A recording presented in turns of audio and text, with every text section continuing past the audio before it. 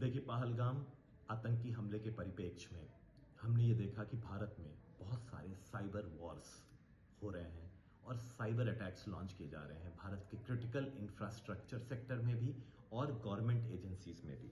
इसमें जो मुख्य तरह के डिपार्टमेंट्स या विभाग जो हमारे अफेक्टेड हैं, उसमें से मैं आपको बताना चाहूंगा कि मिलिट्री एंड डिफेंस सेक्टर है जिसमें बहुत सारे अटैक्स लॉन्च किए जा रहे हैं।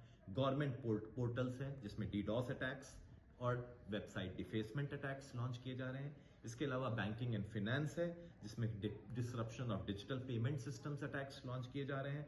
टेलीकॉम एंड टेक्नोलॉजी है जिसमें रैंसमवेयर डिप्लॉयमेंट अटैक्स लॉन्च किए जा रहे हैं। और क्रिटिकल इंफ्रास्ट्रक्चर है जिसमें मॉलवेयर इंडक्शन अटैक्स लॉन्च किए जा रहे हैं।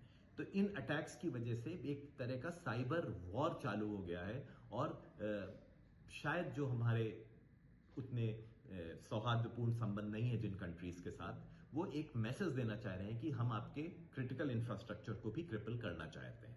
इसलिए मेरा ये सुझाव सभी एजेंसीज से है कि कृपया करके अपनी साइबर सिक्योरिटी पर बेहद ध्यान दें और साथ ही साथ जो साइबर सिक्योरिटी के टेनेट्स हैं, साइबर हाइजीनिक बिहेवियर हैं, उसको अडॉप्ट करें, जिसमें कि सबसे पहला है कि साइबर सिक्योरिटी ऑडिट्स कराना चाहिए, अपनी फायरवॉल्स का कॉन्फ़िगरेशन चेक कर लेना चाहिए, पासवर्ड्स हमारे वीक तो नहीं है उनको रोबस्ट और स्ट्रांग बना देना चाहिए। इसी के साथ साथ रेड टीमिंग एक्सरसाइजेस करनी चाहिए जिससे कि सिस्टम्स की वल्नरेबिलिटीज पता चलें और उन वल्नरेबिलिटीज को जल्दी से जल्दी पैच कर देना चाहिए।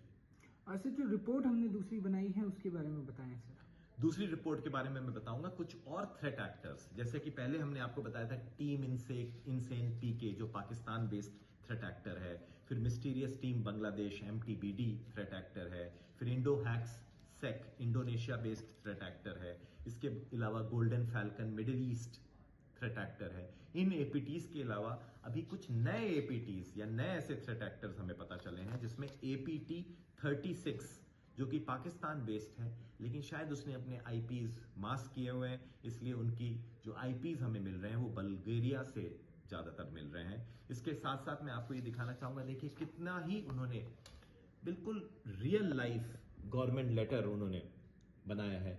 ऐसे लेटर में उन्होंने एक मॉलवेयर छिपा रखा, तो इस मॉलवेयर को जैसे ही उस सिस्टम पे इंट्रोड्यूस हो जाएगा, पूरा डेटा चुराया जा सकता है, पासवर्ड चेंज किया जा सकता है, एक्सेट्रा, पूरा सिस्टम ही हैक किया जा सकता है। तो एक तरह से ये स्टेग्नोग्राफी अटैक भी है जिसमें एक पिक्चर, एक जो कि गवर्नमेंट लेटर दिख रहा है, उसके पीछे इन्होंने मॉलवेयर किया। ये इनका लेटेस्ट मोडस ऑपरेंडी हमें पता चला है एपीटी 36 का।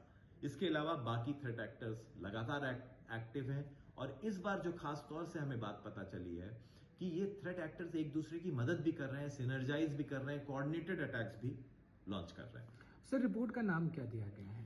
दूसरी रिपोर्ट का नाम है पहलगाम साइबर वॉरफेयर। सर, जो दोनों रिपोर्ट हमने तैयार की है वो हमने एजेंसीज को सौंप दी गई है हमारे द्वारा। पहली रिपोर्ट ऑलरेडी सौंप दी जा चुकी है, दूसरी रिपोर्ट को थोड़ा बहुत कस्टमाइज करके अलग अलग एजेंसीज को दी जा रही है। बहुत बहुत शुक्रिया सर। थैंक